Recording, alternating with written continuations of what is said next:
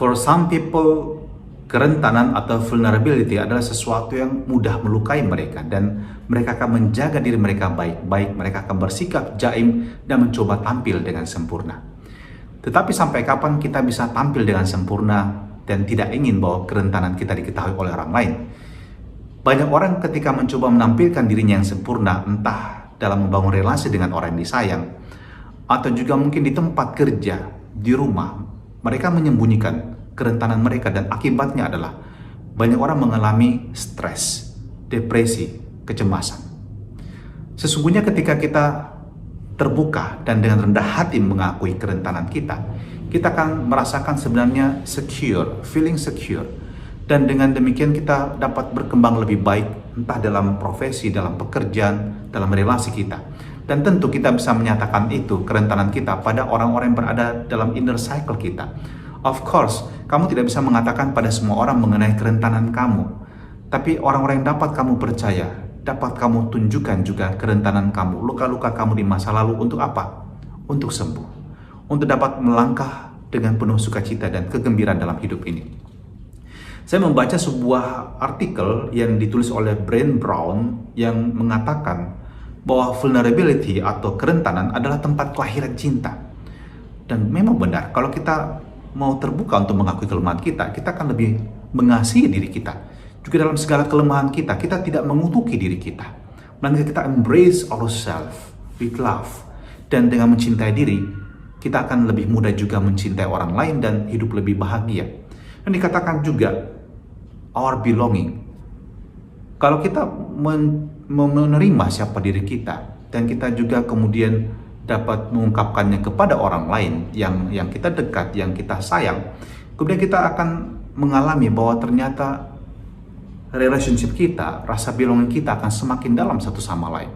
Kita dapat menerima dan mengerti dia dalam kerentanannya, dan juga dia dapat mengerti kita dalam kerentanan kita. Nah, itu akan membuat kita merasa lebih percaya satu sama lain dalam membangun relasi. Sebab kita membangun relasi bukan karena ada apanya, tapi apa adanya gitu. Bukan kita mau tampil jaim supaya disayang, tapi kita dalam kerentanan tahu dan percaya kita diterima apa adanya. Dan dikatakan juga di sanalah tempat di mana ada joy. Benar, kalau kita menerima diri kita dalam kerentanan kita akan merasakan orang lain juga dapat memahami kita, dan there is joy in our life.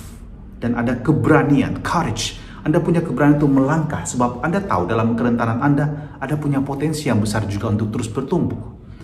Dan empati, of course, kalau kita menerima kerentanan kita akan lebih mudah menerima juga kerentanan orang lain. Nobody's perfect, kita tidak ada yang sempurna, dan dengan melihat bahwa kita sendiri sebenarnya vulnerable, kita juga rentan, kita dapat menerima orang lain dalam segala juga kerapuhannya. Dan kemudian kita dapat menjadi pribadi yang otentik. Kita menampilkan diri kita apa adanya tanpa harus berpura-pura dan bersandiwara seumur hidup. Sampai kapan? Kita tidak akan pernah merasa bahagia sama sekali. Kalau kita baca Injil hari ini, dan bagi saya adegan yang paling menarik adalah ketika Yesus menampakkan diri kepada para muridnya dan dia menyapa mereka dengan damai sejahtera bagimu. Dan penginjil Lukas mengatakan para murid menjadi ragu, apakah itu hantu atau manusia? Dan Yesus dikatakan menunjukkan tangan dan kakinya. Dan apa yang berada di sana, Anda pasti tahu, luka-luka bekas penyaliban Yesus. Yesus menunjukkan luka-lukanya sendiri. Dia menyatakan, inilah aku yang telah disalibkan, yang telah menderita dan wafat di salib. Dan dengan luka-luka inilah, Yesus kemudian embrace his disciples dan membawa mereka pada kesembuhan. Sungguh indah. Kalau kita juga mau menerima kerentanan kita juga dapat menyembuhkan orang lain yang juga rentan. Dan kita menjadi pribadi yang otentik seperti Yesus. Inilah aku. Dan kita menjadi pribadi yang lepas dan bebas. Kita akan melangkah lebih bahagia dan memiliki cara berpikir yang positif mengenai hidup kita sendiri dan juga tentu hidup sesama kita. Tuhan, kami tahu bahwa kami tidak sempurna, namun kami belajar untuk menerima diri kami seutuhnya, juga dalam ketidaksempurnaan kami.